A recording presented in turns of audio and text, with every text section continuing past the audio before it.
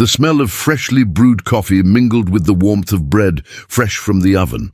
The small restaurant in the city centre had not yet opened its doors. But inside, Tomas, wearing a white apron and a serene expression, was already taking care of the morning's preparations. Each movement was precise, disciplined, almost ritualistic, as if cooking were his form of meditation. In the opposite corner, Julia, his wife, was setting the tables with a slight smile on her lips. There was something between them that needed no words, a solid complicity, forged over 7 years of marriage and many more of partnership. Outside, a shiny black car pulled up slowly. An elegant woman stepped out, with dark hair tied in a high bun, stiletto heels, and an unreadable gaze. Helena needed no introduction. Her name was associated with wealth, influence, and for some, destruction. She was known for her coolness in business and undeniable charm. She entered the restaurant without asking permission. Tomas looked up from behind the counter and recognized her immediately. "Can I help you?" he asked with suspicious kindness. "A coffee, please, and a minute of your time." He made the coffee, handed over the cup, and waited. "I heard your food is unique. They said you have a gift. I do the best I can. I would like you to cook for me, at my house, a private dinner. Sorry, but I have my restaurant. I'll pay 5,000 for one night." Tomas hesitated for a second, staring into her eyes. "My wife and I have loyal customers and commitments." 10,000 then?" Julia approached slowly, noticing the tone of the conversation. "Good morning," he said softly. "Is everything okay?" Helena turned with a polite smile. "Yes, I was inviting your husband to cook for me, a private dinner." Julia didn't answer right away. She just looked at Tomas, then at Helena. "We do not accept that kind of invitation.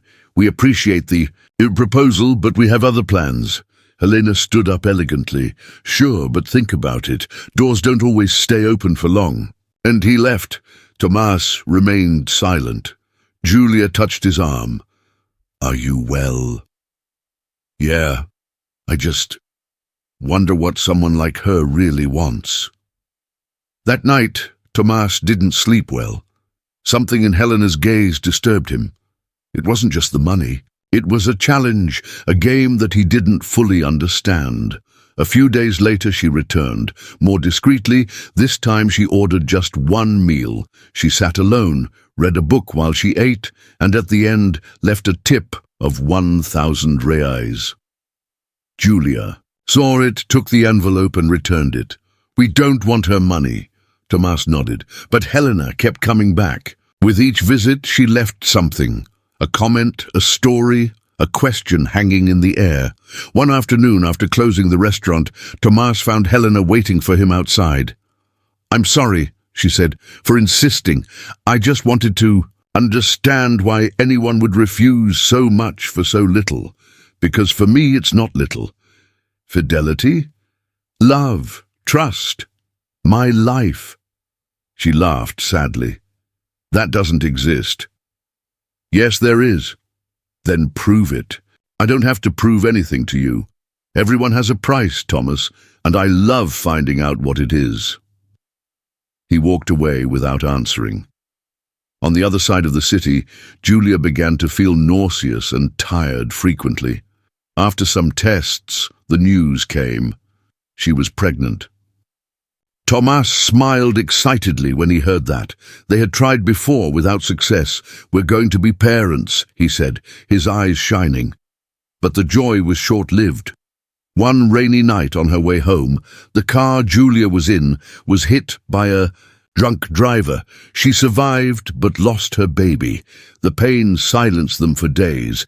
Tomas began to work in silence. Julia closed herself off. When Helena returned to the restaurant, she found a different man. "I heard about the accident," she said. "I'm sorry. Life is like that. Do you still think all this is worth it? Being honest, faithful, and in the end, losing everything?" I didn't lose everything. I still have her. You're tired, I can see that. Come have dinner with me. No tricks. Just relax. Tomas hesitated. He needed the money. The hospital bill had left debts. The restaurant was almost bankrupt. Julia was still recovering. That night he went. He cooked excellently, as always. You could have it all, Tomas, Helena said, toasting. A new restaurant, travel, fame? That's not what I want. So what do you want? Peace, love, my life back. I also just wanted someone who saw me beyond the money. Then stop playing with others. I don't know how to do it differently. Thomas stood up. You can start by apologizing. She was silent. For the first time, no answer. The next day, when he opened the restaurant, Tomas found an envelope. Inside, it was proof of full payment of the hospital's debts. Anonymous. He looked at Julia, who was hugging him slowly. Let's start over, she said. Let's go. And when Helena appeared again, it was different. No high heels, no makeup, just her with a cake in her hands. I did that, I think it turned out horrible. Let's try it together, said Tomas. And Julia from the counter smiled, because she knew that even the coldest heart can one day learn to truly love. In the days that followed, the atmosphere in the restaurant changed. Helena no longer arrived with proposals and games, but rather with small gestures. A coffee, brought on a rainy afternoon, a sincere conversation in the middle of the rush. She began to open up, to show weaknesses that Tomas had never imagined existed behind that impenetrable air. Meanwhile, Julia was slowly recovering, but the scars from the accident were still there, both in her body and in her soul. Between visits to the doctor, she helped Tomas with the management of the restaurant, trying to maintain the routine and the business afloat. One afternoon, Helena sat at the counter, watching the couple in silence. I never knew what it was like to have someone for real, she confessed, her eyes downcast. It's never too late to learn, Julia replied with a gentle smile. And you, how do you manage to stay together like this? Thomas took a deep breath. With a lot of effort, honesty, and patience. It's easy to get lost on the wrong paths. Helena nodded, feeling the weight of her own story. I lost everything because I wanted more than I needed. I believed that money and power were the answer to everything, but they only left a void that nothing could fill. Love can fill, said Julia. And at that moment, something changed between the three of them. A new understanding. A truce in the game of interests and desires. Helena decided she would start over, no longer as the woman who bought hearts, but as someone searching for meaning. She offered to help at the restaurant, not as a customer or investor, but as an apprentice, trying to find her own recipe for life. Tomas and Julia accepted, and so slowly, amidst pots and pans, laughter and tears, a new story began.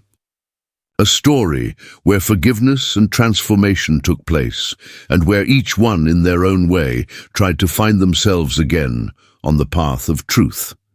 Months passed, and the restaurant, once threatened by the crisis, flourished with renewed energy. Helena, now part of the team, showed an unexpected talent for creating desserts that delighted customers.